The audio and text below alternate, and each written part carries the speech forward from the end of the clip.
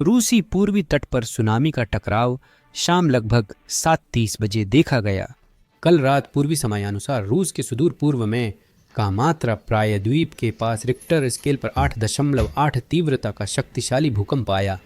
भूकंप के कुछ मिनटों बाद ही रूसी पूर्वी तट पर सुनामी की चेतावनी जारी कर दी गई थी और फिर 30 मिनट के भीतर 12 फीट या 4 मीटर ऊंची लहरें रूसी तट से टकराते हुए दर्ज की गईं। इसके बाद जापान, हवाई और यहाँ तक कि अमेरिका के पूर्वी तट पर भी सुनामी की चेतावनियां मिलीं। फिर सुबह 2 बजे ईस्टर्न टाइम के अनुसार लहरें हवाई और कैलिफोर्निया के तटों तक 5 फीट या लगभग 2 मीटर की ऊंचाई के साथ पहुंच रही थीं। फिलहाल हम रूसी तट पर ध्यान केंद्रित करेंगे क्योंकि भूकंप और सुनामी कामात्स प्रायद्वीप पर स्थित रणनीतिक रूसी नौसेना बेस रिबातिस्की के पास थे। हम सटीकता से जानेंगे कि कैसा नुकसान हुआ और अब तक हमें क्या जानकारी मिली है। पर पहले आइए सुनामी के कुछ दृश्य देखें।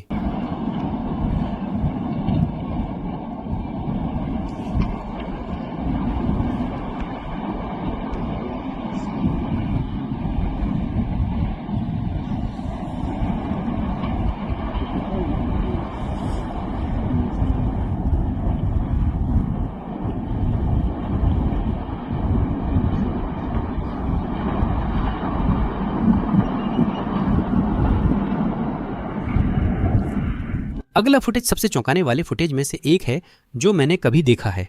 जब भूकंप आ रहा था उसी समय कामातक्स के एक अस्पताल में एक सर्जरी चल रही थी।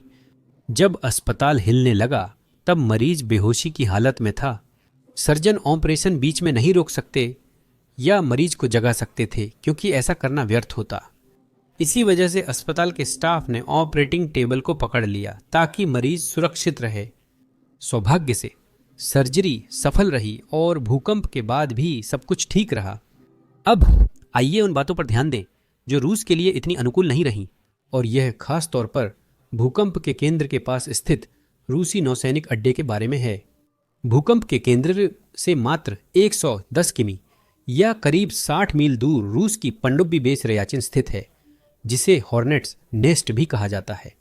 यह रूस के सबसे बड़े परमाणु हथियारों और रणनीतिक डिलीवरी प्लेटफॉर्म्स के केंद्रों में से एक है। यह बेस रूस के पैसिफिक फ्लीट का एक मुख्य हिस्सा है और यहाँ कई तरह की परमाणु संचालित पनडुब्बियाँ तैनात हैं, जिनमें प्रोजेक्ट 667 डेल्टा 3, प्रोजेक्ट 995 बोरी और कई अन्य शामिल हैं। ये पनडुब्बियाँ सैकड़ों परमाणु वारहेड्स लॉन्च कर सकती हैं और रूस की रणनीतिक प्रतिरोध क्षमता का प्रमुख अंग हैं। इस शहर में स्थित नौसैनिक बेस देश के सबसे पुराने बेसों में से एक है। इसे 1904 में शुरू किया गया था। मीडिया रिपोर्ट्स के मुताबिक हाल में पैसिफिक फ्लीट को नए हथियारों से सुसज्जित किया जा रहा है। इस क्षेत्र में 2 नई परमाणु पनडुब्बियों को तैनात किया गया है। फिर भी कई यूनिट्स अब भी सोवियत काल की हैं।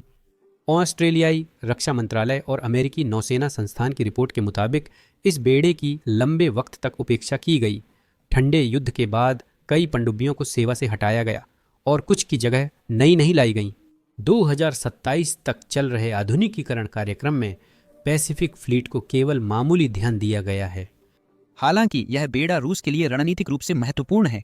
परमाणु प्रतिरोध के साथ इसका लक्ष्य जापान और चीन के संदर्भ में रूस की उपस्थिति दर्ज कराना भी है, जिन्होंने भी अपनी सैन्य क्षमताओं को विकसित किया है।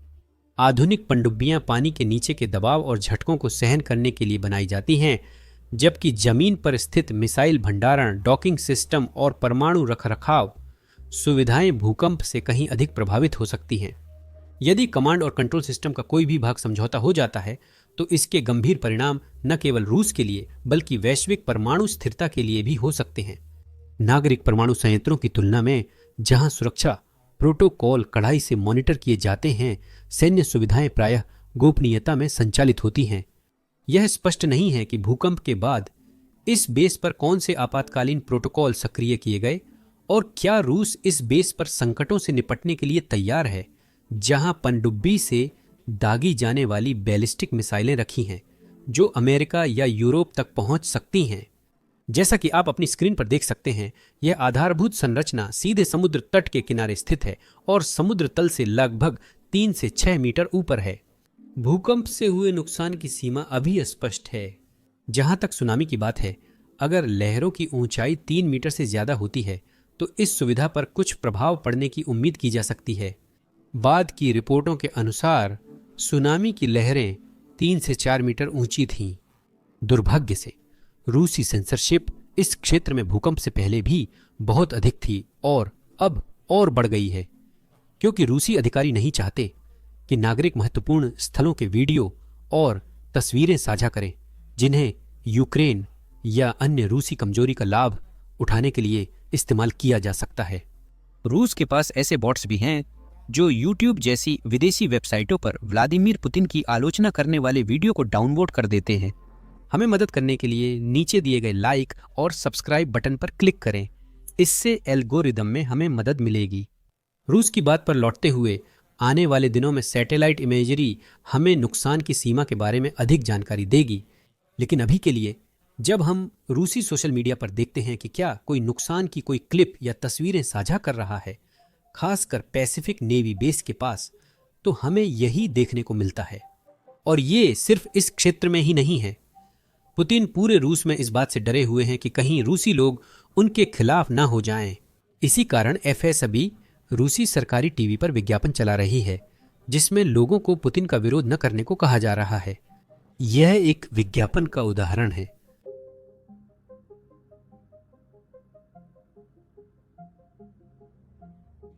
माँ पापा, मैं मैक्स के घर जा रहा हूँ।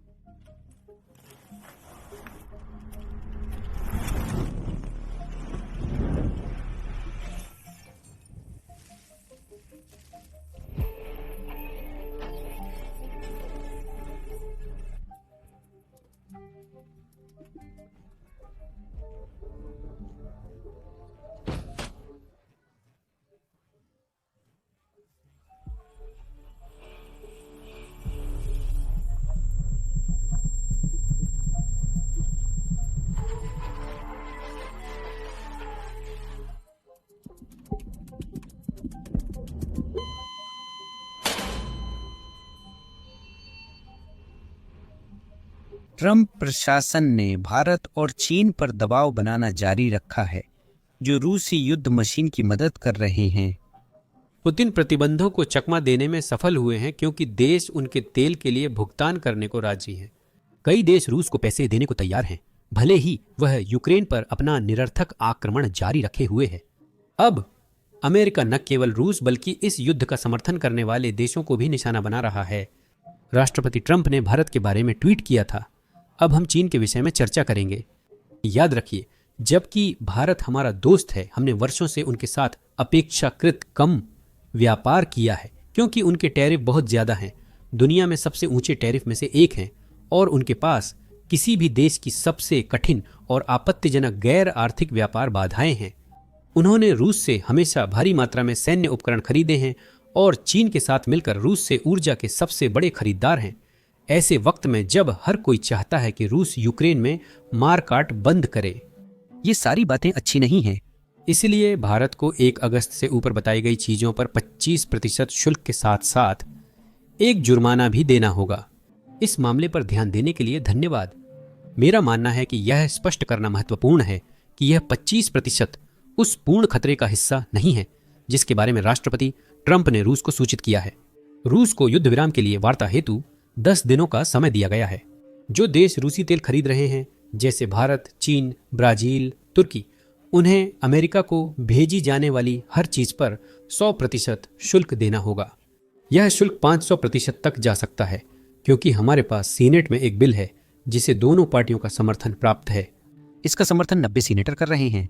अमेरिकी राजनीति में या किसी भी देश की राजनीति में किसी भी चीज के लिए 90% समर्थन पाना लगभग असंभव है, भले ही हमारे आधे दर्शक अमेरिका के बाहर हों। 90% सीनेटरों का इस बिल को समर्थन मिलना दर्शाता है कि अमेरिका रूस का समर्थन करने वाले देशों पर दबाव डालने को कितना महत्व देता है। अमेरिका और चीन के बीच चल रही व्यापार वार्ताएं भी एक महत्वपूर्ण कहानी है जो ध्यान देने योग्य है। और किसी कारणवश राष्ट्रपति ट्रंप चीन को बार बार 90 दिन, फिर 90 दिन, फिर 90 दिन और देते जा रहे हैं। लेकिन मुख्य चर्चा का एक बिंदु रहा है चीन द्वारा रूस को दिया जाने वाला समर्थन, जिसमें सिर्फ तेल खरीदना ही शामिल नहीं है। असल में चीन उन कुछ देशों में से एक है जो वास्तव में रूस का सैन्य रूप से समर्थन कर रहा है। यूक्रेन में हमें रूस द्वारा लॉन्च किए गए कई ड्रोन मिले हैं जिनके सभी पुर्जे चीन के थे। चीन रूस को यूक्रेनी नागरिकों को मारने के लिए ड्रोन दे रहा है। अमेरिका इसे रोकना चाहता है और यही वह चीज है जिस पर चल रही व्यापार वार्ताओं में बातचीत हो रही है। ट्रेजरी सचिव स्कॉट बेसेंट, जो इन वार्ताओं में मुख्य भूमिका निभा रहे हैं, साझा कर रहे हैं कि वह चीन को क्या बता रहे हैं जब बात आती है कि उन्हें रूस के साथ कैसे व्यवहार करना चाहिए। आइए सुनते हैं। रूसी तेल को लेकर आपका चीनियों को क्या संदेश था? क्या आपने उन्हें बताया कि उन्हें चेतावनी दी जा रही है कि अब पीछे हटना शुरू करें? ये सिर्फ राष्ट्रपति की बात नहीं है बल्कि अमेरिकी सीनेट में चल रही घटनाओं से भी जुड़ा हुआ है। अमेरिकी सीनेट में किसी चीज़ को 80-90 द्विदलीय वोट मिलना मुश्किल है, लेकिन ये बिल राष्ट्रपति को प्रतिबंधित रूसी तेल पर 0 से 500% तक सेकेंडरी टैरिफ लगाने का अधिकार देगा। मेरा मानना है कि उन्होंने 100% का इस्तेमाल किया है। और हमने अपने कई यूरोपीय समकक्षों, नेटो सहयोगियों, यहाँ तक कि कनाडा से भी सुना है कि वे भी इसका अनुसरण करेंगे। तो हम उम्मीद करते हैं कि यूक्रेन का समर्थन कर रहे पश्चिमी गठबंधन के अधिकांश देश भी इसका अनुसरण करेंगे। मेरा मानना है कि जो भी प्रतिबंधित रूसी तेल खरीदेगा उसे इसके लिए तैयार रहना चाहिए। उस चेतावनी पर उनकी प्रतिक्रिया क्या थी? चीन अपनी संप्रभुता को अत्यंत महत्व देता है। हम उनकी संप्रभुता में हस्तक्षेप नहीं करना चाहते। तो वे एक 100% टैरिफ देना चाहेंगे। रूस के अंदर रूसी प्रोपेगेंडा काफी जोरदार चल रहा है। रूसी नागरिकों को प्रतिबंधों से डर नहीं लगता क्योंकि वे नहीं समझते कि इससे रूसी अर्थव्यवस्था पर कितना दबाव पड़ेगा। साथ ही रूसी नागरिक मानते हैं कि रूस दुनिया का सबसे अमीर देश है। कुछ रूसी नागरिकों का मानना है कि रूस इतना धनी है कि वह अपने लोगों को मुफ्त में पैसे बांट सकता है बिना किसी नकारात्मक प्रभाव के। ट्रंप की समय सीमा पर रूसी प्रतिक्रिया सुनिए। बिल्कुल, वे धमकी दे रहे हैं। कोई भी प्रतिबंध धमकी भरा होता है।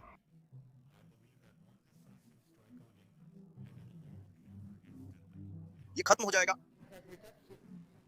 हमारे पास सब कुछ खुद का है और हम स्वयं सब कुछ करते हैं। हमें किसी और से कुछ लेने की आवश्यकता नहीं है। हम अभी भी सोनी से थोड़ा पीछे हैं, लेकिन उसके अलावा हम ठीक हैं।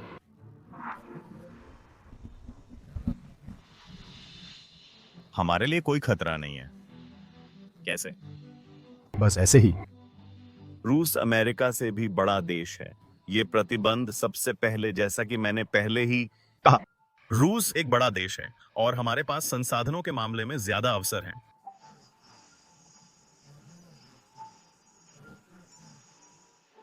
तेल कहां जाता है? निर्यात के लिए। गैस निर्यात के लिए जाती है। उनकी पाबंदियों का हम पर क्या असर होता है? हमारे पास सुविकसित अंतर्राष्ट्रीय उत्पादन है, अतः उनकी पाबंदियां कुछ नहीं रोक पाएंगी।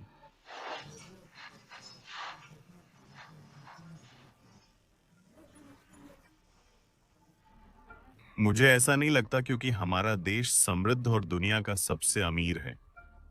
हमें पेंशन भोगी बनकर ही जन्म लेना चाहिए था पहले से ही। हाँ, तो वे निश्चित रूप से हमें उससे प्रभावित नहीं करेंगे।